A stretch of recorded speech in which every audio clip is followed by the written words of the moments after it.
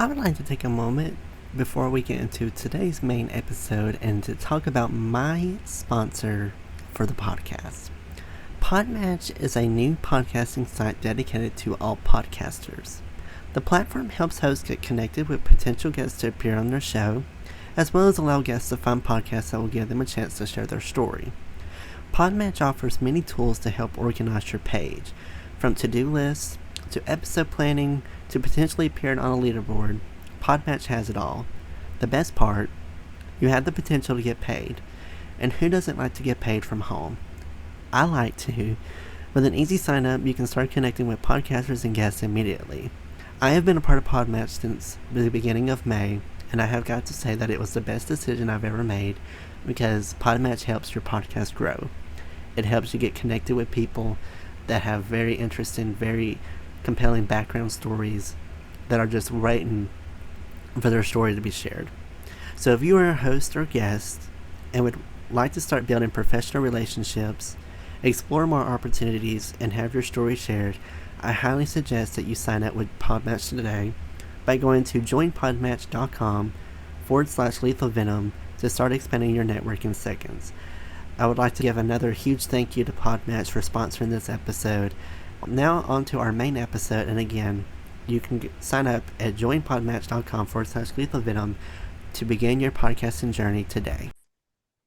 Hello, everyone. Welcome back to the Lethal Venom Podcast, the show where I talk about anything I want with the honest to God truth, no lies told. Today, I'm joined by Mr. Ken Webb. He is a retired U.S. Army Lieutenant Colonel with 33 years of service, including combat deployments to Iraq, Afghanistan, and Kosovo. After retiring from the military, he completed a second career with American Airlines. He stayed there for 6 months as a defense contractor, and now he made a clear decision to step away from survival mode and pursue something more meaningful, which was writing. He recently dropped his first book recently, and he's going to be coming on, sharing me a little bit about the 33 years he spent in the service, as well as his career of his short time at American Airlines, as well as promote his book, Trapped in Deception. So I'd like to give a huge welcome to Ken. Thank you so much for wanting to come on today and talk to me. All right, thanks for having me here, Noah. So if you could just tell a little bit about yourself and what you do. Okay, so I did retire from the Army. I was an Army reservist for 33 years, and it was actually during that time I retired from American Airlines, and then I did defense contracting in Kuwait for 7 months only as an analyst. I didn't like it. So what do I do? Well, I have retired down to the Miraflores district of Lima, Peru. I didn't plan it this way. I think God just worked it out that way, and I tripped into it. And it's, economic reasons I'm down here, less expensive to live down here. And then I have some specific goals, and some of them I've shortened, some of them I've changed. And, one of them is to write this book that I've been writing. And the second one is fluency in Spanish. And the final one will be my doctorate. I want to study online for a doctorate, and it will be in intelligence as well. And the book that I'm writing is called Trapped in Deception, and it is a fiction book. It's a novel, but every character in the book is based on somebody I really know. Every character has a speaking role in the book is based on somebody I really know.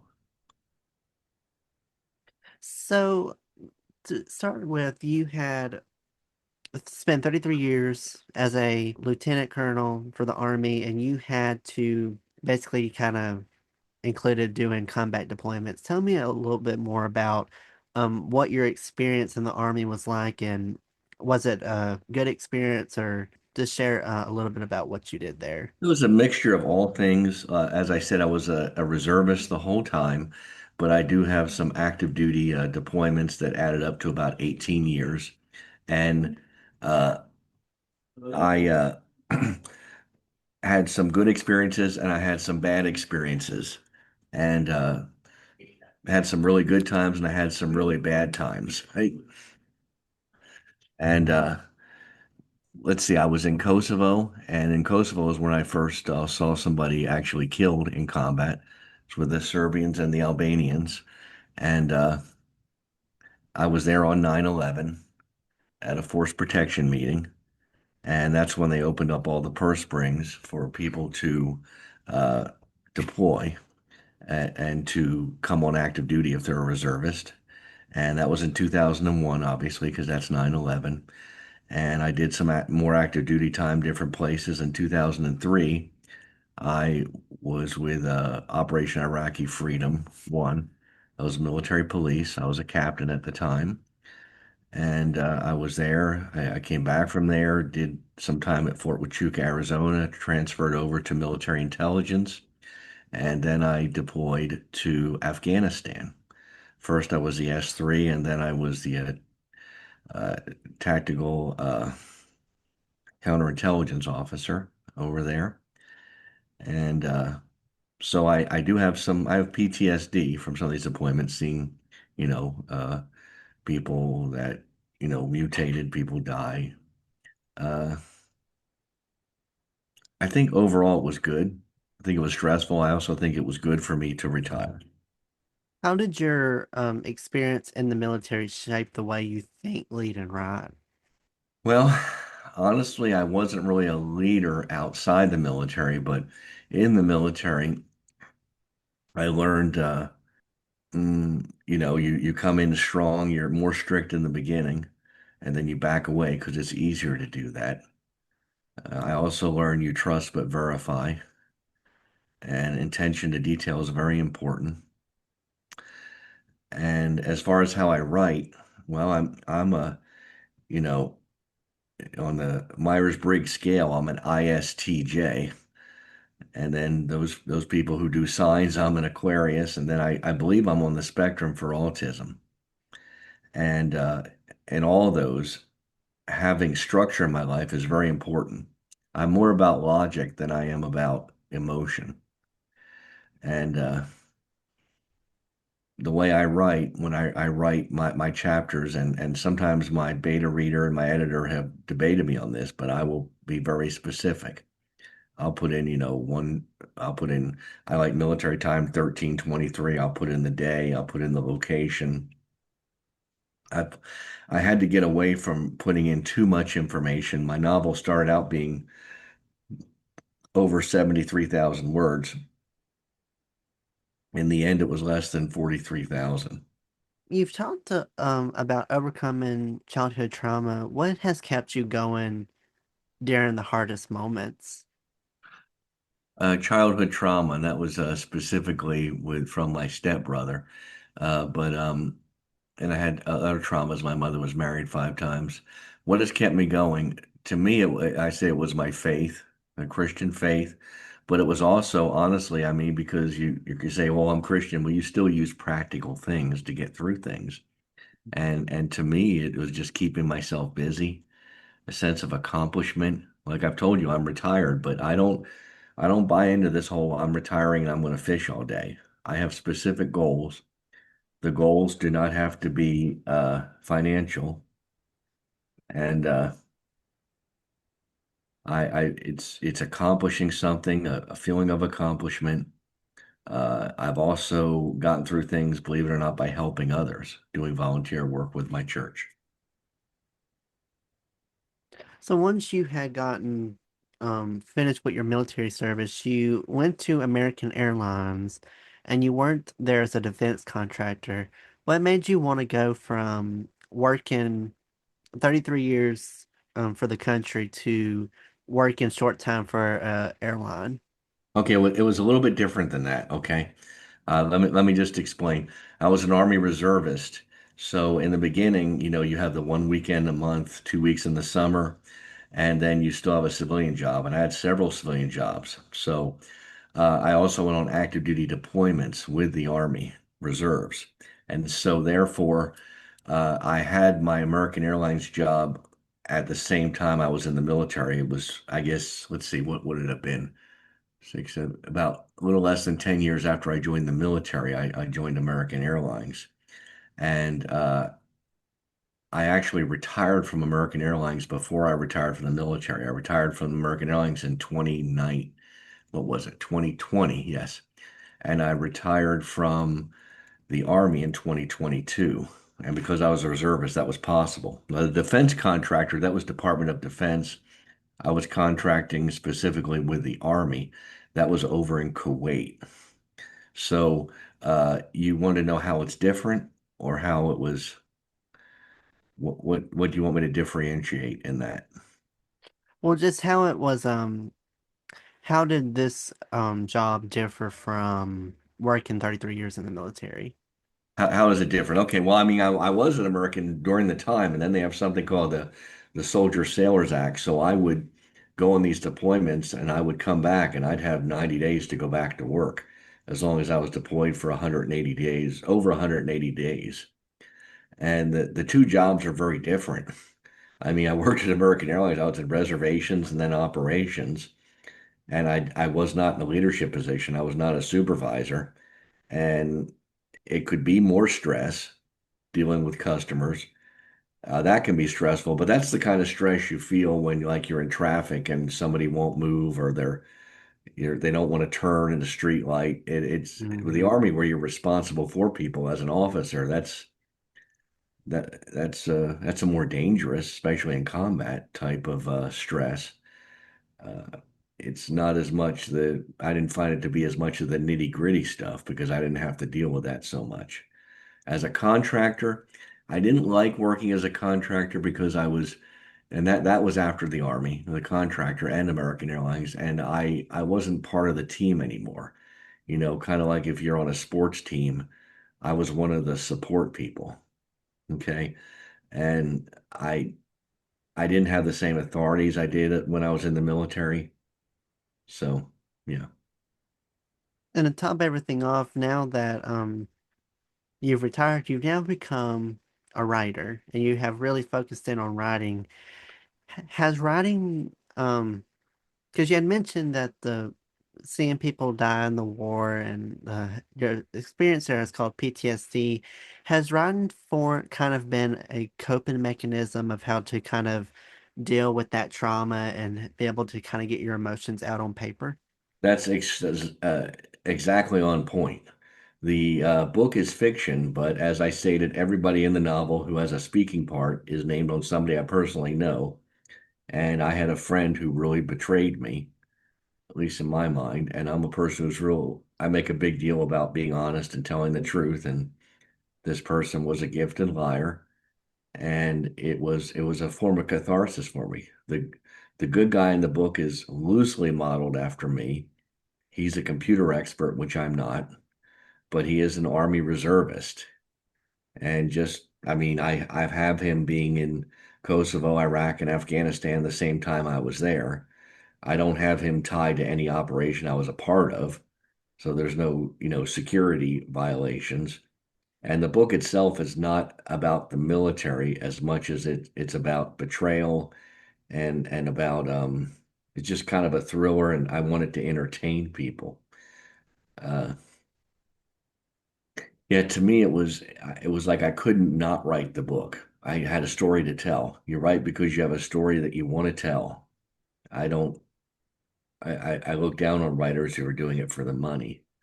I guess they don't care if they're making good money, but I look down on them. And I don't think most of the good ones do. I think they start out being very gifted writers at least. They may continue to write for money because they have a family and we have to be realistic. But yeah, to me it was important to get my story out.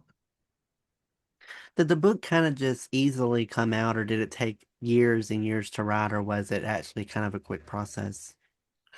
Well, let's see. I was thinking about it for about a year and a half, close to 2 years. And when I came down to Peru. I had done contracting with the Department of Defense. I'd retired from the Army and American Airlines, and I was waiting on another contracting job. And I told my teacher my goals, in specific order. And my teacher said, "Well, why don't you start on your book now? Is your book about your doctorate?" And I said, "No, has nothing to do with it. Why don't you start writing it now?" So I did. And that was in August of 2023. Now, unfortunately, my mother got sick in uh, June of 2024. and I had to go back because she got sick and died, and I had to return to the United States for 9 months. During that time, I didn't write at all. And then I returned here April 17th. But I was actually writing a little bit. I guess it's not true. I didn't write at all. I wrote a little bit right before I came back. But most of it's been during that period, and it will be published. This is 2025. It's going to be published in December. So a little over when you cut out that time, and I said I didn't write it all, but there was a little bit of writing, probably about a 2 year process. And the story itself was in my head entirely. I worked it out in my head, but putting it on paper, that's where the structure came in. And yeah, so it's very important to me to write this book. Well, it's also pretty impressive that you were able to write this book from memory too, because a lot of people have to first write it out and plot everything for a book. They have to plot out character names, they have to plot out plot details. And for you to be able to do that all from your head, that takes a lot of skill that I know a lot of writers wish that they would have. Um, so you had mentioned that you moved to Peru. How has life been living in the Peru compared to the United States? Uh, it's much different in my experience. Uh, it's much more laid back, which is something that appeals to me in where I'm living at. Of course, the predominant language is Spanish, which one of my objectives is to become fluent in Spanish. Uh, it's less expensive for the most part. Uh, I'd say there's less stress here for me. Now, if I was working here, maybe I wouldn't be saying that. Depending on what I was working, I might not be saying this. I'm not working down here. I hate the traffic down here. I think the traffic is worse. I think the traffic rules are enforced less here. I think Mm. people make less. I think life can be difficult down here. But for a retiree, I think this is a good deal. I think things in the US are a little bit hazardous, little maybe hazardous isn't the right word. Stressful right now. Yeah, I always say people, it's like I don't see how people can come and move to the United States now because it's like you said, I actually could agree with you, hazardous now because of everything that's going on and it's definitely stressful. Um, It sounds like a nice life. I might move to Peru when I retire because it sounds so nice. But the only thing with me is I took Spanish for 2 years and didn't learn a damn thing from it. So I was awful at Took it in Spanish. high school or what? I took it in college, which is the sadder. So if I moved there, I'd just be with my phone on Google Translate, being hello, hello, and it'll just have my phone stretched out and everything. Um, Once one thing, so for your book, for people that after they read it, what is one thing that you want readers to walk away from, and the biggest takeaway that you would like readers to keep from your novel? Uh, well, first of all, I want them to say it's a good book. That's the most important thing. I didn't write it for money. I'm putting a lot of money into beta readers and into editors, and I don't think I'm going to get that money back. That's just not realistic. But I guess really I guess if a lot of these writers, I guess I'm thinking of some of them from Russia and other places, try to tell a story. It's often political and what they're trying to say. Mine isn't political. It's not necessarily religious. It's more like to say, face your demons, deal with your problems, because that's what the good person in the book is forced to do, and to face this person that has wronged him. And it's also that it's important to be true to yourself and pursue your dreams. So where do you see your writing career once this book gets published? Do you plan on writing any more novels? Do you have a series in mind, or what do you plan on doing with your writing profession? The novel is written with hints in it that it could turn into a trilogy or even whatever you call 5 books. Is that a pentilogy? I don't even know. Uh, but it could be, it'll depend. I am going to spend a lot of money to get this book published. I do not plan on doing that 3 times or 5 times when I don't think I'm even going to get my money back. Uh, where is it going to go?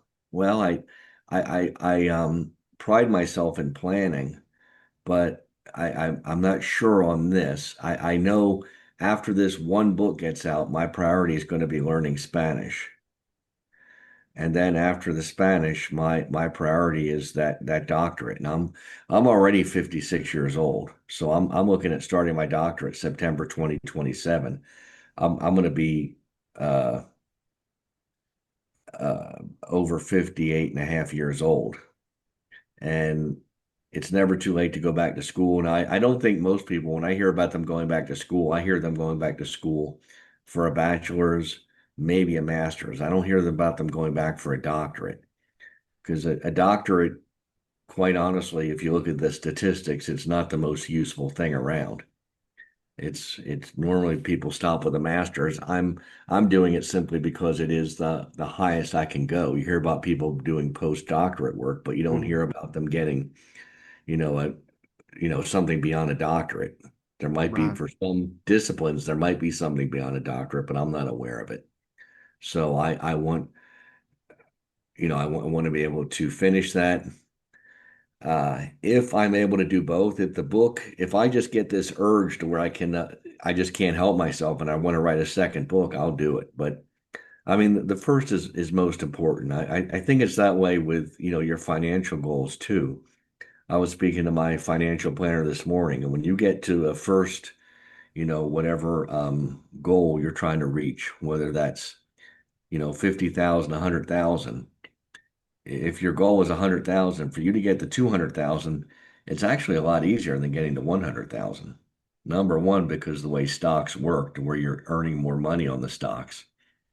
And I think the second hurdle, if I have a master's degree, I think if I was to go back to get a second master's degree, uh, if it wasn't in my field, I would find that challenging. But as far as the process, I think it'd be easier. I think it'd be a lot easier. I always respect people that go back and get their master's and especially a doctorate. And I have to give you high praise because I couldn't imagine myself at 58 years old to go back to school. I mean, I recently graduated and I'm always like, I don't know how understand how people can go back and get their masters and doctorates years after they graduated. This is too. I've enjoyed no schoolwork this whole time. So you did you just graduate from university? Yes, sir, I did. Okay. Do you Yeah, I've think got a. you got a master's? Mm-mm, mm-mm. I I've told people that if I wanted my masters, I probably would have already started getting my masters back right now, but I said I don't need it for my career because um I think the highest that people usually go for in journalism is bachelor's degree. Now some might get masters, but I've I thought, for what I'm wanting to do, it's bachelor's degree is the And highest. what is that? You want to be a radio host? Somewhere along those lines, radio host, talk show host. If I even end up being a podcast host, I wouldn't be mad about it. I mean, it will show my degree in it from. I'll be able to show some journalism degree skills in there. So, I mean, I wouldn't be entirely mad, but yeah, host of something where I do interviews. So, somewhere along those lines. Okay. And you don't think you want any more higher education? Well, not right now. No. Mm-mm.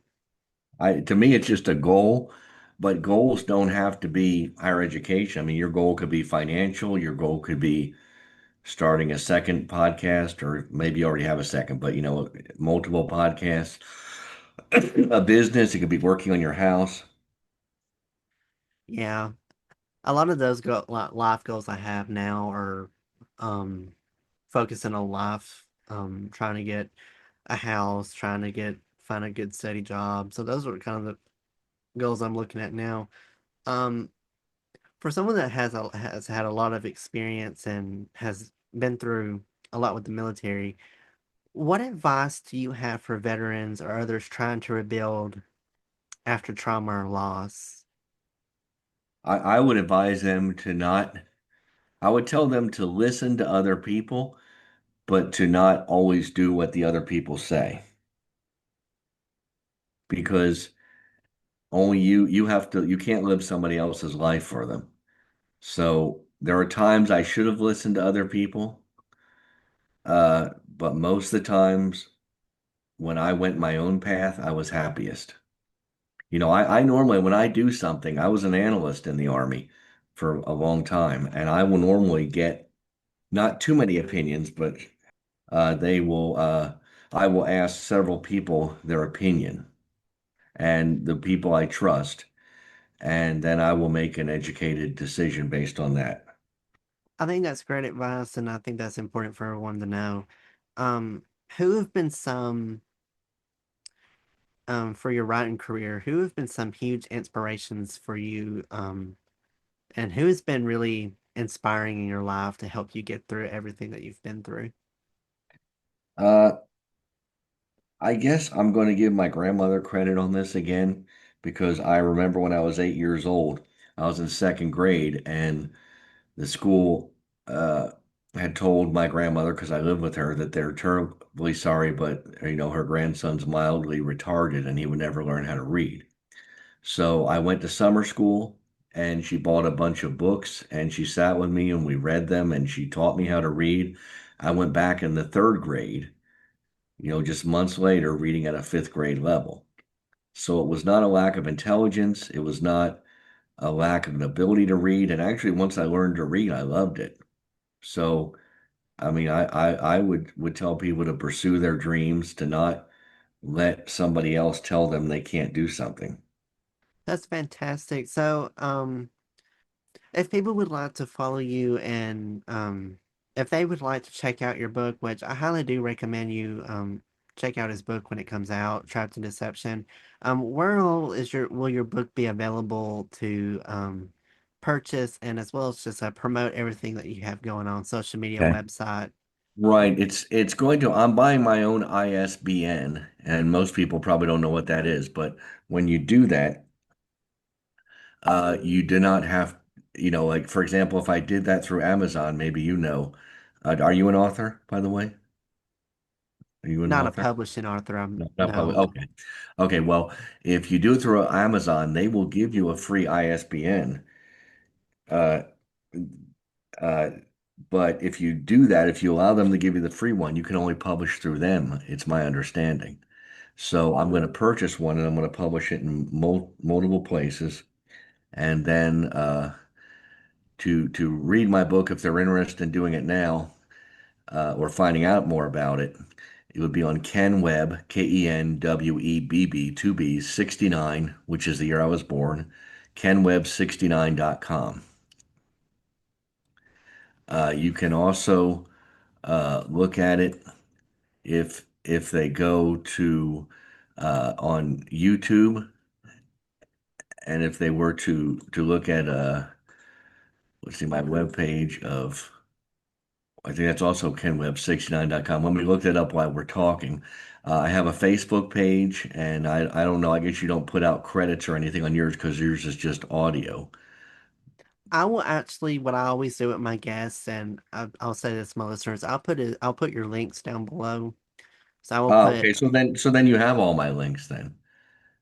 yes, I have, total, I'll have your website link down there. I'll have your Facebook and YouTube channel listed down there as well, so that if people would like to check those out, they can. But it'll all be on my description box bio down there. So I'll have your links down there posted, so that will be available to them.